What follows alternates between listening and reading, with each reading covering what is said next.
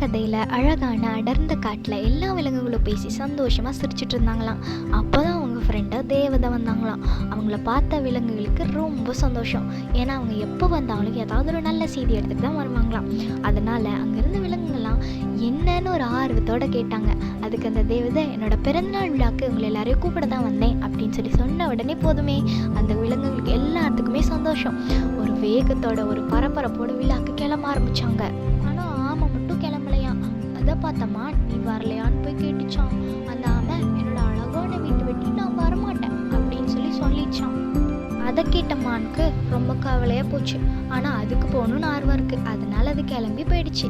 அங்கே போன உடனே அழகழகான லைட்டு, நிறைய சாப்பிட ஃபுட்டு, நிறைய பேர் வந்திருக்காங்க. நிறைய பேர்த்து கூட பேச முடியும், நிறைய பேர்த்த பார்க்க முடியும். அதனால எல்லாரும் அந்த விழாவை சந்தோஷமாக கொண்டாடினாங்க.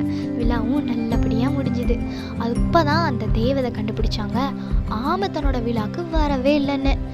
அதனால் அங்கிருந்தவங்க கிட்ட கேட்கும்போது மான் சொல்லிச்சு, ஆமைக்கு இங்கே வர்றதுக்கு விருப்பம் இல்லைன்னு. ஒரு சில நாள் போகுது. தேவதை தற்செயலாக ஆமையை பார்க்குறாங்க.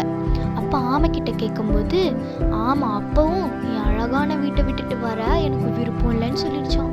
கோவப்பட்ட தேவதை, உன் வீட்டு மேல உனக்கு அவ்வளோ ஆசையா, இனி உன் வீட்டை சுமக்கிறது தான் உன் வேலை அப்படின்னு சாபம் விட்டாங்களாம். அன்னையிலேருந்து இன்னைக்கு வரைக்கும் ஆமை தன்னோட வீட்டை முதுகில் தானே சுமக்குது. இப்போ நம்ம இந்த கதையிலேருந்து என்ன தெரிஞ்சுக்கிறோம்? மற்றவங்க நம்ம மேலே அன்பு காமிச்சா நம்மளும் அன்பு காமிக்கணும், இல்லைன்னா அது கஷ்டத்தில் தான் முடியும், இந்த ஆமை மாதிரி.